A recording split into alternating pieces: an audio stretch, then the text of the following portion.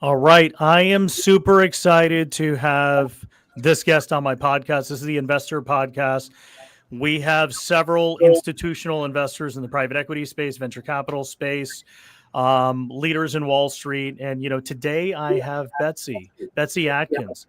She's currently the chairman of the Google Cloud Advisory Board and a board member at GoPuff and Wynn Resorts. She's also a three-time CEO and serial entrepreneur who has served on 50 plus venture backed boards and 40 plus private equity backed boards over a 30-year career. She's also seen firsthand how board composition influences valuation, investor confidence, founder control, and long-term outcomes. What we do here at Sutton Capital is we're one of the most active communities of private equity investors, venture capital investors. Many people are successful entrepreneurs are looking out to, build their own investment fund or continue supporting founders from an operating partner capacity or a board level capacity. So it's very relevant to have Betsy here. So Betsy, again, thank you for your time. You have such a celebrated career and background, and I really respect all the great things you're doing. So thank you for coming on today. I'm delighted to be with you. And I actually have served on, I think, the second most public boards in the country, 37 public boards. Oh, wow. That is amazing. And I was excited to see GoPuff because I'm a user. I'm a customer of GoPuff. I live in New York, so it's amazing. I mean, within one or two taps, you get what you need. So, excited to go through all of the, the things that you've been working on. But, before we go deeper into the tactical things, I always want to know who Betsy is. We always want to know a couple levels deeper who, this person became and what was going on in your mind when you were thinking about your career. So maybe you can start with just kind of your early childhood. Where'd you grow up? What did your parents do? What did you think you wanted to become when you were in middle school and high school? And how did that evolve over time, kind of your career aspirations? And as all of us have experienced, right, we go through so many pivots in life with, opportunities, right? Sometimes they're challenges, but they also turn into opportunities, which, maybe open up a new chapter in our life. But want to learn a little more about kind of those formative years in terms of figuring out what the path was and what it became. I grew up outside of Boston. I had the world's best parents, which not everybody is blessed to have such a great start. Sure. Went to, standard University of Massachusetts, and then a scholarship at Trinity College in Oxford and University of Copenhagen. And out of college, I got my first job at GE, and I was a terrible fit. I was a really bad subordinate, and they fired me. And it made it clear to me I was destined to be an entrepreneur. And from there, I started companies in my 20s, took them public, and had a chance in between my first startup that got acquired on the IPO roadshow to go into an amazing defense contractor nobody ever heard of, but you all know everything they ever did. I bet 2/3 of the audience doesn't know what the ARPANET is. But the ARPANET, Advanced Research Projects Agency, is today's internet. Okay. And so we did creation of the ARPANET, war game simulation software, natural language speech recognition, massively neural networks, encryption. So it was a great place with about 2,500 MIT PhDs, and I was the only product commercial person. And then I ran a big division as a general manager at Unisys, then out to Silicon Valley to be a CEO of a supercomputer company that I sold, and co-founded Ascend that went from 0 to 5.4 billion in revenue. In 8 years, we took it public. And then I had a little bit of early stage angel investing, and went back, was a CEO of a enterprise software company in energy management that I sold to SAP. And I've been doing board work, private, venture-backed, PE-backed, and public board work throughout it all. That's amazing. Well, there's a lot to unpack there, Betsy. But, one of the first questions I have is, what do you think made you, in your mind, not a good subordinate? What do you think it was? Is it just kind of um, just the processes? I mean, I worked at big companies as well, and what I noticed is a lot of times, if you want to get things done, there's like 10 levels of approval. But what else was kind of the self-realization trigger that made you realize, hey, this is not kind of maybe the environment that I'm going to thrive in? You know, in any business, if you think like an owner, then you want to get things done. Sure. And you want to accomplish things, solve problems, satisfy your customer. And at GE, it was not that way, right? It was very process oriented, stay in your lane. And it was clear to me that you couldn't have the impact. You couldn't really accomplish things. And you're wasting all kinds of silly time doing unimportant things. So that just wasn't going to be a fit for me. So I went into the semiconductor industry. It looked like it was booming at the time. Sure. I want to hear your reaction to, there was some analysis that I saw previously on the difference between Costco and Sam's Club, right? They're essentially the same business model. They have the same membership model, the competitive pricing.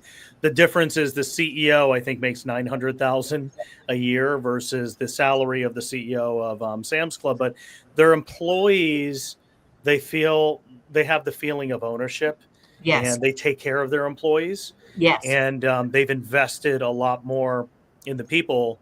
And I think Sam's Club, exact same business model, I think they're around 25 million a year, where Costco is like 900 million a year, right? So you see this firsthand, helping these boards kind of really think about scaling, and you've taken companies to $1 billion. But what's your reaction to that in terms of just kind of investing in the people and investing in just kind of that culture to give people, agency and equity, and, maybe it's not specific equity in shares, but just equity and ownership in projects and what they're working on? Many great thinkers in Silicon Valley have said, culture will trump strategy. And it's true. If you, having started companies and seen, why do startup companies do well? How can they get so much done with so few people? Well, they feel like owners. They're part of it. They build it. They buy into the vision. They're there for the mission. And if you can create that, that's the best company culture. Like at Wynn Resorts and Casinos, where I'm on the board, why are we the top performing casino? Well, we have a higher number of people. Well, okay, that's better service. But why do we have, average tenure, 4 times that of our competitors? It's the culture. They feel ownership. We invest in them. We train them. We give them, a better environment, whether it's, the food we feed them, the uniforms we give them, the care we take of them in, from their psychological to their emotional to their intellectual growth. You keep people, and people care when they know you care about them. And they put out more, and that's what the customer sees in every organization. Look at Zappos, right? They're all companies that overperform have somehow created the magic elixir to make their team feel like owners. Sure. That's really helpful. What were some of the things that you learned when you joined the semiconductor industry, and then, kind of going deeper, what were the biggest things that you learned from taking a company from where you entered to becoming $1 billion company? I think what you learn most is, in my opinion, great companies stay close to the market and the customers. And companies that start to, go slow in their growth and become legacy, it's because they're not close to the customer anymore. They have too many spans, too many layers, too much, internal bureaucracy, which can't say yes and only says no. The blockers, the process owners. We don't need process owners. We need people who are, going to respond to what the customer in the market wants. And when you get too much in between, the signal gets distorted. The best companies have CEOs that are really in touch with their customers and the market and spending time with them. I think is a big takeaway. Sure. That's really helpful. What do you think it takes to scale? And what are some of the graduations? What are the milestones, right? So let's say when you come in, the company's at 30 million, right? What would be kind of the next level of milestones when it comes to revenue? And, what are the different levers that you need to pull? There's probably a point where you need to have managers of managers, right? So talk me through kind of the transformation of a company graduating to a new level of institutional scale, and kind of what are the people, like, I'll make the three things easy: people, processes, and technology that you have to have. I think there are predictable stall points that we've all seen as patterns, right? Sure. The hardest thing is you start the company. Oh my gosh, get your first 0 to 5 million. It's like a dead lift. It's so hard. And then you break through 10, 20, you hit 30, it slows down. Often 50 is a stall point. People have difficulty break through 100, and then it's, kind of 250. And then it's hard to get over the 500-600 and then break $1 billion. And I think that it's not just the layers of, when you get managers of managers. I think it's the defining of clear functions that really well-run companies and well-led companies have clarity of the swim lane of what you're going to do, so that you don't have mushy, fuzzy, duplicative things, because that's when you devolve into politics and the energy goes internal to my fiefdom and my stuff versus you over here and you over there, instead of everybody out here. And I think that's what you have to watch for. Now with technology, with LLM and agentic, I think we're going to see a compression of the number of layers, which is a good thing. And I think we're going to be the last generation of managers who are only managing humans. You're going to have, you're going to manage your agentic capital, and you're going to manage your human capital, and you're going to have managers of agents. You're going to have, agentic managers that might have, 100 other agents in the call center. Sure. So I think that's all going to shift a lot. But I do think continuously kind of pruning out business processes that don't serve you anymore, and organizational artifacts, these, I'm a captive to the process and I manage the process. Do we need this process anymore? Why is this process here? Companies don't go back and prune that out deliberately till they really slow down and become a legacy. And then you got to bring in Alvarez and Marcel and Alex to do a big restructuring. That's really helpful. What do companies normally do when they're trying to get to the next level? Do they bring in, when would the board members and probably some of these operating partners come in? Is there a certain revenue milestone when it's like, hey, should we bring in a bunch of advisors? Should we bring in a bunch of McKinsey consultants? Do you see those people come in once they hit about 100 million, or is it, sometimes a little bit earlier? So I actually don't see early stage companies bringing in, the McKinsey consultant of what is my strategy, what should I do? I think you see bringing in consultants sub 100 million, like Simon Future, help me with pricing and packaging. A specialist consultant for a particular thing. Sure. I think that your board starts to shift. Like when you start a company, you're going to have your venture investor board members and maybe one or maybe two independents. And as the company gets further along and closer to an IPO, that's when you see the board mix shift to be IPO ready, bringing in, somebody who can be the audit chair and the compensation chair and maybe the governance chair.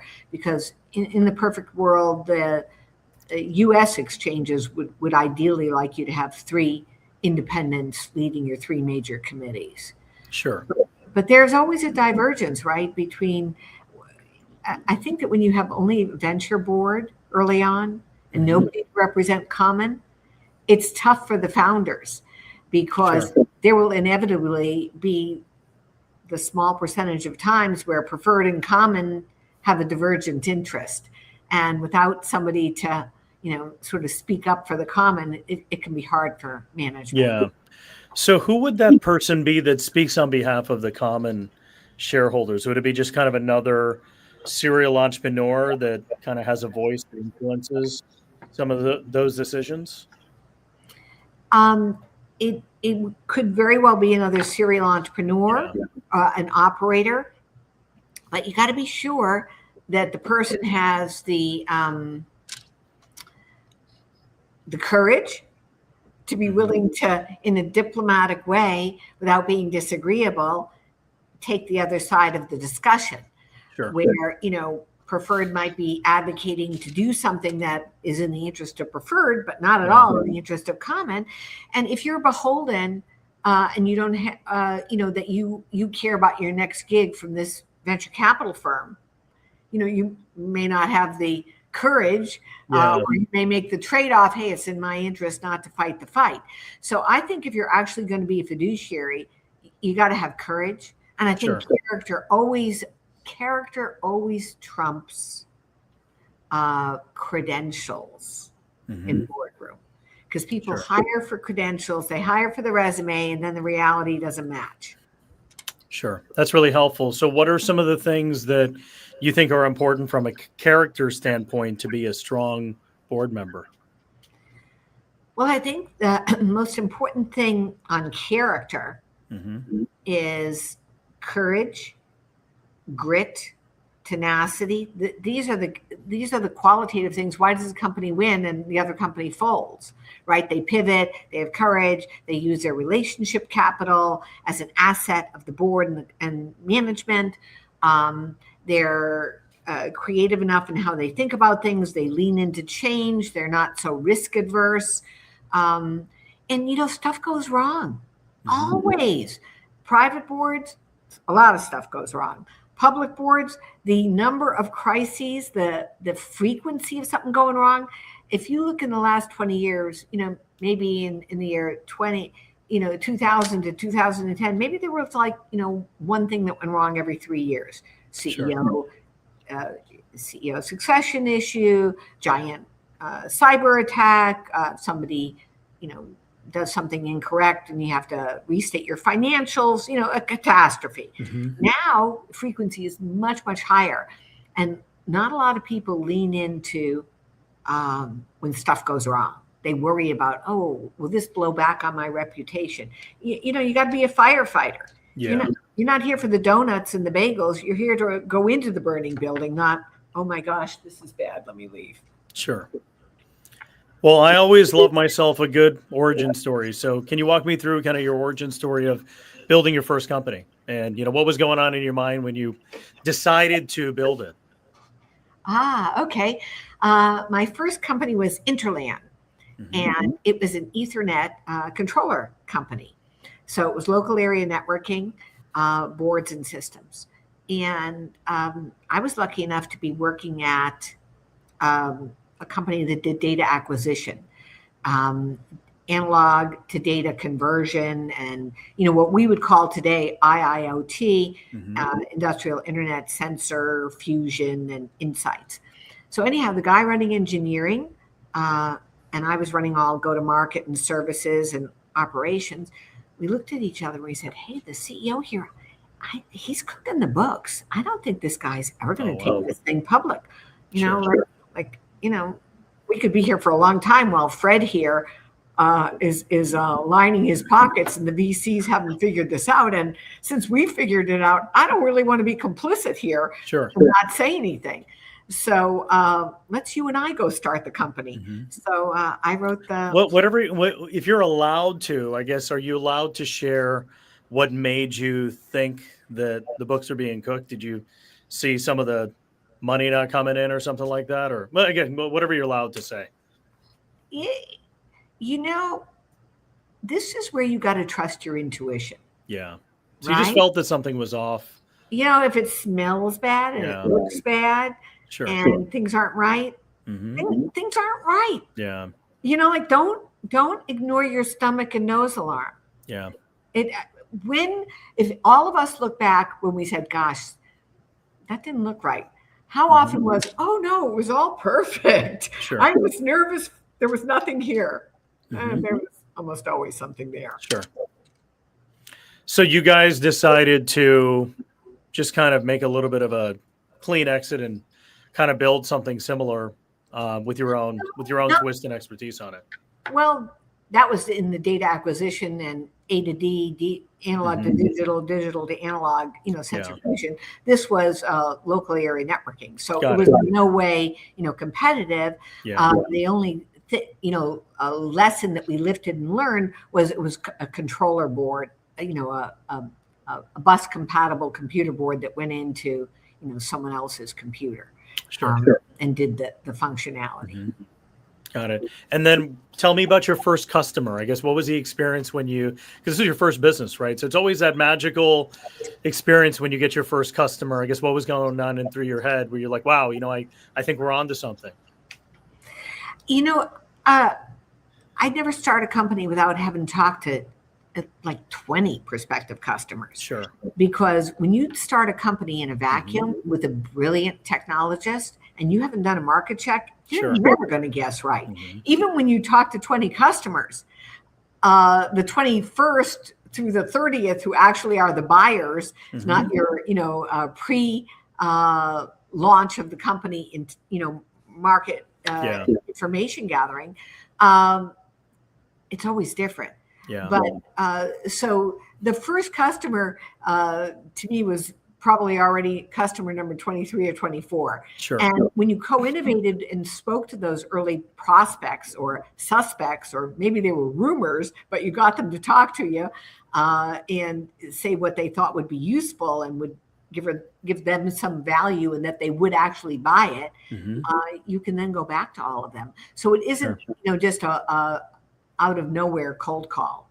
Sure. I feel like some of the skills that you built and superpowers that you developed of like go to market probably helped too, to essentially kind of almost pre-sell the solution. And I think with sales too, it's really about solving problems, kind of figuring out where people's pain points are, and then, delivering a solution around that pain point. Sometimes you might have to be consultative in the beginning for, before you build like a resellable product that you can sell as hotcakes. But in the beginning, do you feel like sometimes you have to solution it a little bit for your customers?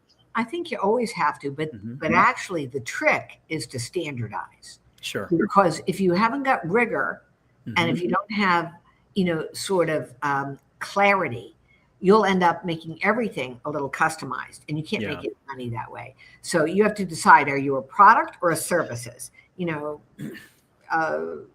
I think that you can look at Palantir, and they've done a marvelous job of taking whatever is 30% of their revenue, 37 as services, and position themselves as a product company. Yeah.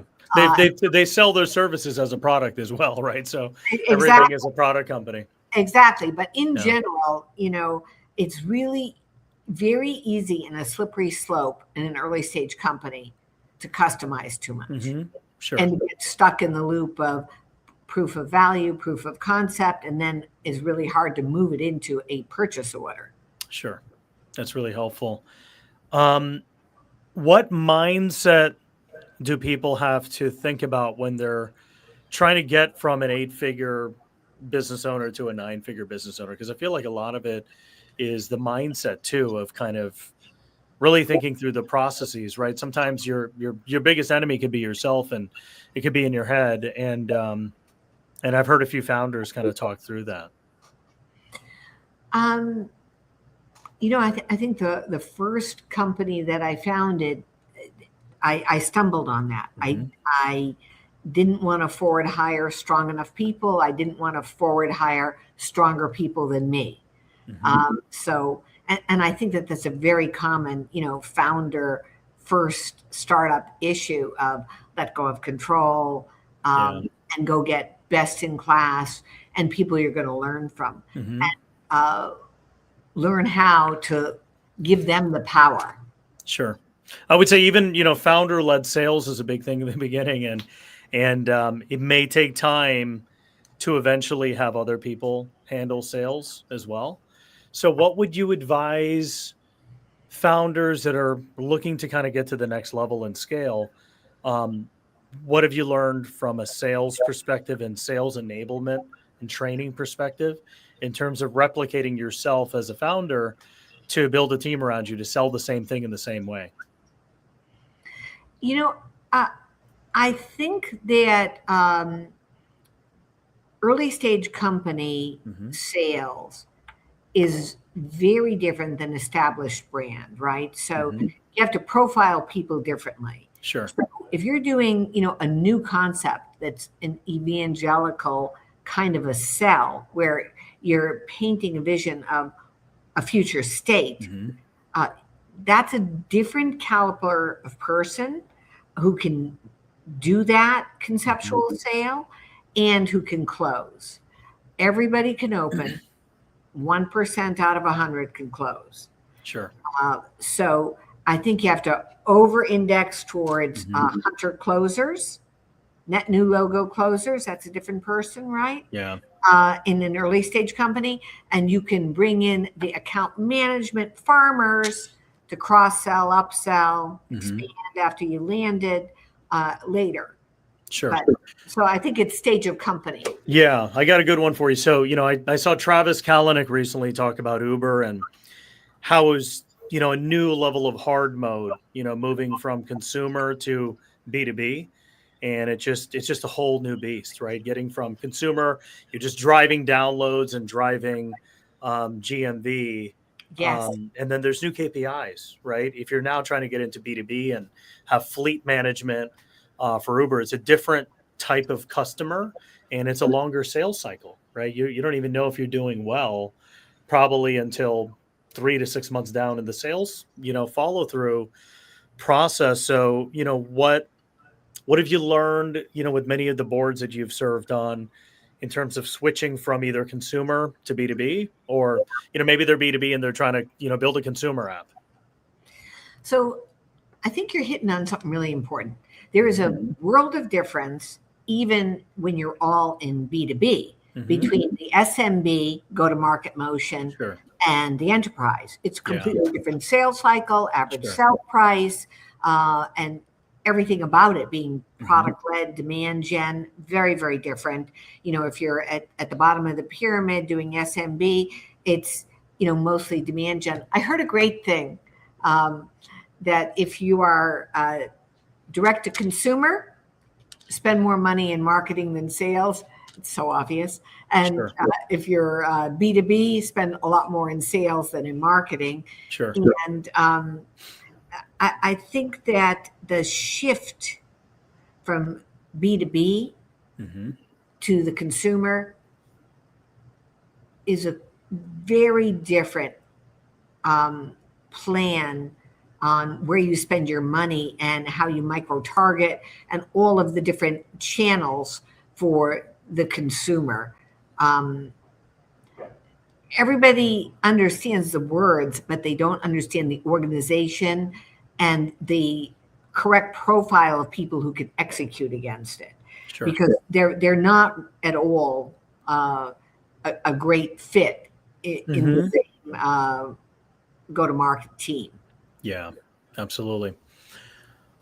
In terms of whatever you're allowed to share, it'd be interesting to learn any insights you have on just kind of your role at the Google Cloud Advisory function that you have, in terms of, what you learned in terms of that position, in terms of the cloud strategy. I know there's a whole push now with OpenClaw coming out now in terms of just, integrating in with AI, and all of that still needs infrastructure and redundancies in the cloud. So, anything you learned from Google or just in general in terms of best practices for the cloud and where that's heading with AI would be really great to hear for the audience. I'd be delighted to share that. And I think the other topic that's interesting is the role of advisors and how you structure them, how you fit them, where they're a good fit. So if I'm talking from the perspective of a public company director, public company directors, don't have in general good tech background. And they also don't in general have necessarily very good entrepreneurial background or innovative backgrounds, right? Public company directors come from other large cap public companies with, wonderful resumes of having been a general manager, a division president, a CEO of a company $1 billion and up. So they've got a great resume, or they were a functional leader, CFO, a CMO, a chief product officer, a head of manufacturing. So they aren't going to have good grasp of the cloud except what they know as a consumer.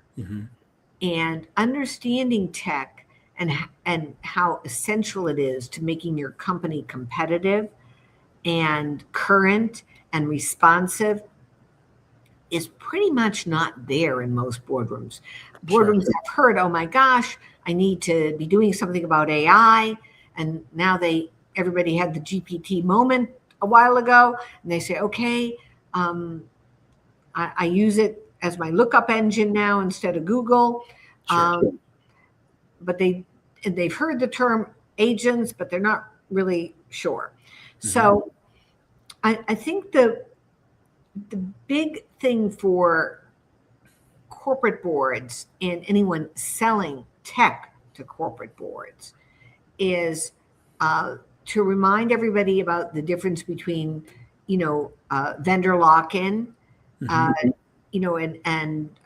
systems that are not open source, because that pertains directly to a multi-cloud, hybrid, heterogeneous environment.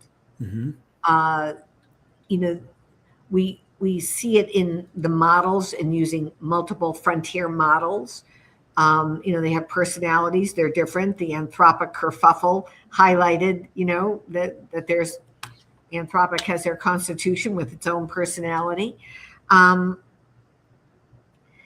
so the need for agentic governance is really important. And when you talk about, I don't think boards understand the basic difference between a rules-based, deterministic payroll system or HR system and an LLM probabilistic system. And if you're going to have, Claude agents that are wild in your environment, that you put them out there and the agents can self-modify, oh my God, what does that mean? Sure. So I don't think people truly get the difference. So I think some of the foundational education of a board has to give them, hey, the basics, right? Remember, SAP is closed versus, an open system. Remember, one cloud, you didn't want to be locked in or dependent, so multi-cloud, multi-frontier model. These are the things that de-risk and make you resilient. And then, when you think about, agentic and probabilistic versus deterministic and what that means, I think those are the levels that boards need to kind of get it and start to understand it. And they don't. Coming from the tech industry, I'm familiar with it. And they definitely, if you're lucky enough to have an unbelievable CEO like Schneider Electric, where I was a board member for almost a decade, everybody else deconglomeratized. GE broke up, Siemens broke up, Honeywell broke up. Only Schneider survived and grew as a conglomerate because he leaned into tech. He was super change adaptive. He made sure everybody started using software early. He understood that hardware cultures are, don't do well with software cultures, different release cycle, so we had to keep the software in a separate subsidiary for a while, so if you're gifted with a great CEO like that, or Wynn, where we have an unbelievably tech savvy CEO, they're change adaptive and they're Sure. tech forward leaning and innovative, but oftentimes that's not the case in public. And they're open to pilots and testing new things out in maybe a limited environment to see the ROI, I would say, probably as well, right? Yeah, they lean in early, and they lean in early. Early is key, right? Sure. The 3% of companies that are the most forward leaning on tech have always outperformed their peers. Yeah, it'd also be good probably to have people that are cheerleading the innovation arm of the business, so that those people have those relationships with those vendors, so they can already do those experiments and tests, within a closed data set of like enterprise data that's secure, to kind of see how it would react, I'm assuming, right? Yeah, you need that on a board.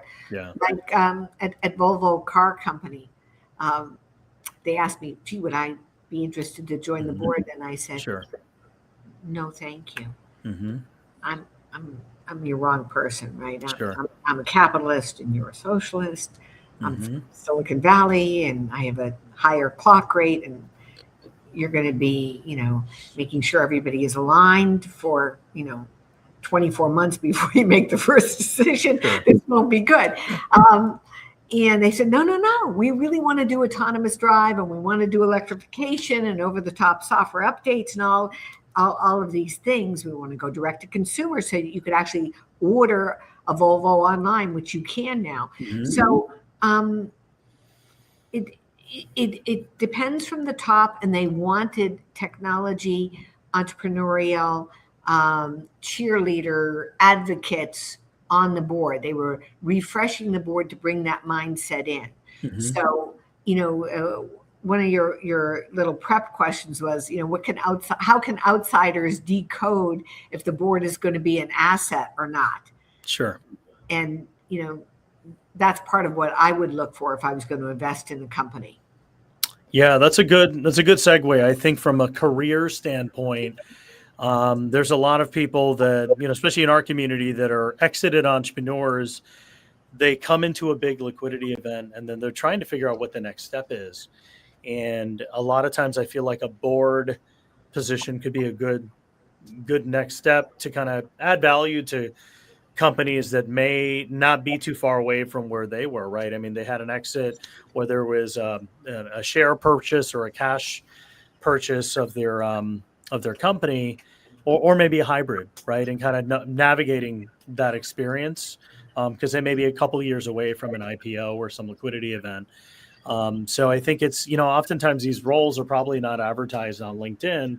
It's through kind of a warm network or a community. So I think you mentioned earlier something to talk about is really, from a advisor standpoint, how should they structure that? And then obviously at the board level, maybe some KPIs, right? Of like, what success looks like. So we'd love to hear maybe the board level's perspective. And then also someone that's thinking about joining, whether it's Volvo or Google or some other big company, how do you pick the right team for you to be a board of as well? What should you look for, and how do you structure it? I'm assuming it's probably an hourly rate or some type of compensation, plus hopefully some equity as well, or both.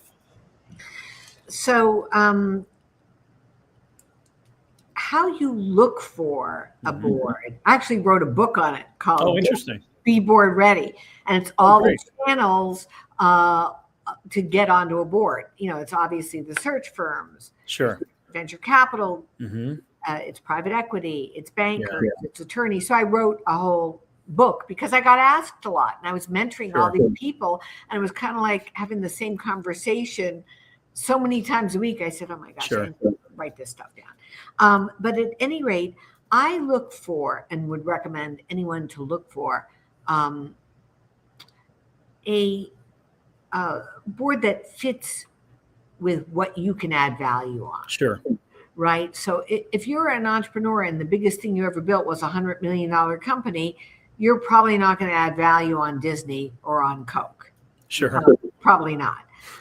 Likewise, if you were an executive at Pepsi, you probably shouldn't go join a scrappy entrepreneurial board sub, a billion, because you've been a large cap executive your entire career. Mm-hmm. Have no idea of the cycle time, the urgency, the lack of processes, all the stuff that makes smaller stage companies so exciting. Sure. So I think you have to map your stage of the life cycle that you've worked with, right? Mm-hmm. So if you've worked with only small, mid cap, whatever, you're a great fit there, or smaller, and maybe a little bit bigger. I would also what I look for is chemistry with the CEO. It's all about if you believe in them and their vision, and you connect with their energy, and you can be valuable. Mm-hmm. That you can contribute, you can make an impact, you can mentor them, you can help them. Your relationship capital can be, an accelerant for the company, something. Because if you think you're going to a board to go learn, nobody wants you. Mm-hmm. Like go to college. Sure. Boards are not for, OJT. If you think you're going to a board because it's my next step, I'm an important person, mm-hmm. I should be entitled. I don't want you either. How are you going to? How is your learning going to contribute in a complementary way to what we have around the table? Sure. And I do think we all have to rethink this, notion of diversity, which used to be, oh, I want gender diversity, I want ethnic diversity. No, you want thought diversity. What you really want is a different cohort. So, whether it's Gen Z or millennials, which we brought on to the Wynn board because we had a lot of baby boomer customers. We need to see the future cohort. Yeah.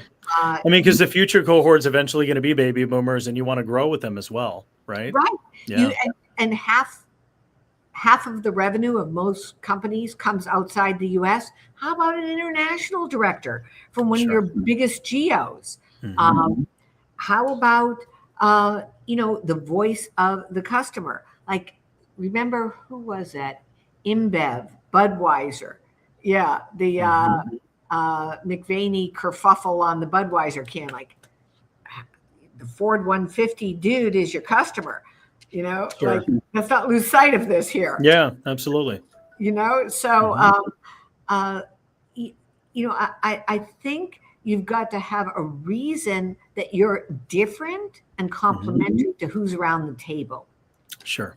Why do they want you? And why do you want to be there? Mm-hmm. And if it's just because, I think it'll be interesting, you're a fiduciary. You got to add value. Sure. What's the formula for a good board structure and cadence and meeting? So a good board meeting is where all of your colleagues have done their work and they've read the stuff, material that management gave, and that management does not recite it again. Sure. We read it. Let's have a conversation, and where you've established trust and credibility, the board has with the CEO and the leadership team, that they're there to be an asset and are leaning in to be a thought partner, so that you're actually going to talk about, the trade-offs on should we go this way or that way on a particular decision. Should we enter this market or that market? Should we build this internally or should we acquire it? Whatever the question is, you should be in a great board meeting. You're talking about those things. Sure. And that requires trust to be transparent. Mm-hmm. So you can't have a bunch of board members that are fault finders. Sure. And all board members should take the Hippocratic Oath. Do no harm to the patient. Sure. That's a good pivot to one of our questions, right? One of the prep questions we had, but essentially, what are some of the big early stage board mistakes that can hurt fundraising, right? So, I mean, and I would say even more established companies, what could hurt? I'm assuming it's just not having the right people at the table, but what are some other things that could kind of cause kerfuffles, as you mentioned? Stuff that hurts is when you load a board with too many friends of founder. Okay. Now, the founder should always have a veto and not be able to put someone on the board they don't like. I just, I don't like Betsy. I don't like brown eyes, and she's not my cup of java. So you got to have chemistry, and you got to be able to be trusting. And so, but if you've loaded the board with only people who are kind of cheerleaders and sycophants, that can be harmful, and investors kind of smell that out. So you're less likely to get great investors. And you do want people that are going to bring you ideas and some experience and scar tissue and pattern recognition, and who are your lifeboat picks that you would put in the lifeboat, who would pick up the paddle and row with you, because it's just never going to go perfectly. It isn't. And so, you want people who are, in it to win it with you. Yeah. The whole concept of super voting, from the Uber days, right? I mean, a lot of that was eliminated in 2017, but just, are there other things to maintain control, decision making? Obviously, the whole thing with Travis was really, just a crazy roller coaster for many of the investors. And I'm not sure if WeWork also had the concept of super voting as well, but it moved to, I think, a one share, one vote structure. So any best practices on decision making, voting, making sure that the right stakeholders have a voice at the table to serve the best interests of the companies and fiduciaries? So there is still super voting shares out there, and they still go into bylaws. Sure. And there is still, board control, which founders put in and often should, because you do see things happen. I mean, I personally think it was a really bad board decision to remove Travis. He was an extraordinary founder. He created the category, built the category. I often think these boardroom assassinations, are very Machiavellian. And if you really dive in, and I've seen 3 where, board members wanted the gig, 2 of them, and tried to assassinate the CEO. The third one, I recognized it early enough to say, we would be conflicted if any of us were to take the CEO's role. So before we start this investigation, let's all hold hands and agree none of us will take the seat. Sure. So there is that. And I do think the sort of general public company institutional investor group accepts that boards will continue to go public with super voting and board control, and it'll sunset around the 7 to 12 year time frame. Sure. And you do have exceptions, right? Snap, where the CEO really underperformed and they had the protections, it was hard to get them out. But I don't think that's as big a deal. That investors accept it now. For an exceptional founder, there are going to be some of these protections in place, and investors are still going to buy Databricks if it's in place when it goes public, and same thing at Anduril when it goes public. Well, Betsy, I mean, there's a lot more things that I want to cover, and I know we have limited time, so I'm going to rapid fire a couple more questions that I think would be helpful for, selfishly myself and the audience, but would love to learn a couple things that you gathered from your term at GoPuff and also at Wynn, just some learnings, and maybe sprinkle in some learnings from some of the other notable board seats that you've held. If you want to run through some of those, that'd be really helpful. I think the best thing is to have a small board. Small boards are far more functional. Sure. I think founders and CEOs should always put in an auto sunset clause.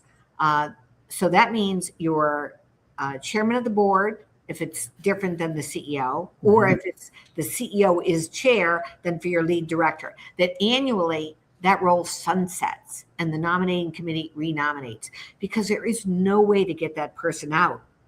Interesting. No, there is no mechanism Yeah. in corporate governance, and you're stuck with somebody Sure. who. So everybody on the board should have an auto sunset, and then the board kind of votes. The most boards stand annually anyhow. Yeah. But the committee leadership doesn't typically rotate for audit committee governance. Sure. But for lead director and chair, in my opinion, it is critical that you auto sunset that role, and then nominating just renominates. Or if there is an issue, you then have a mechanism to rotate the person. Sure. I think the biggest takeaway I would say to anyone who's looking at a board to bring on a board member is to see how current they are, how engaged. Because you have these glorious resumes and they're ready for their next phase and they're going to go play golf. And, I'll be on 2 boards and I'll have something to talk about on the 7th hole. Forget it. Are you fully engaged? Are you meeting with VCs and private equity and mentoring CEOs and talking to startups and going to conventions? If you're not 100% engaged with this velocity of change, you should not be in a boardroom. So people who retire and think they're going to do this part-time, I think that is really not good, because your playbook gets stale so fast. So that would be my other takeaway. A lot of these things are probably, I shared your book as well. I think it's an amazing read for anybody, that's on our platform. Definitely check out Betsy's book. Are there any other KPIs, qualitatively and quantitatively, as you're kind of looking to bring somebody onto the board? I think the most important thing is that they be different. Okay. It's some crazy 56% of board members went to the Ivy League. Really? How different are they? Sure. I mean, come on. No. Like, do you have anybody who, if 75% of the country are frontline workers and you're a consumer company, do you have anybody who actually, looks like your customer? Sure. Hello. Yeah. There's things like it's so common sense, but you want diversity of thought, because everyone sees the same opportunity and misses the same risk. And I also think the other big thing is change adaptive. Look for people who lean into change. Look for people who are not all about risk. Historically, boards were oversight of risk. Now they're future proofing. So there's just a giant change that you need in the boardroom of, we're not just doing risk oversight. That's like brushing your corporate teeth. Sure. How do you stay relevant when the life expectancy of a company is shrinking, just like the CEO tenure is shrinking? Sure. Well, that's really helpful. Well, Betsy, I always wrap up every podcast with just one piece of advice. It could be a piece of advice from a mentor, a family member. It could be life advice. So anything you want to leave us to kind of take back with us, reflecting on your career, reflecting on this episode. Always go for your dreams and always work harder. You don't have to be the smartest. You just have to be the hardest working and the most determined.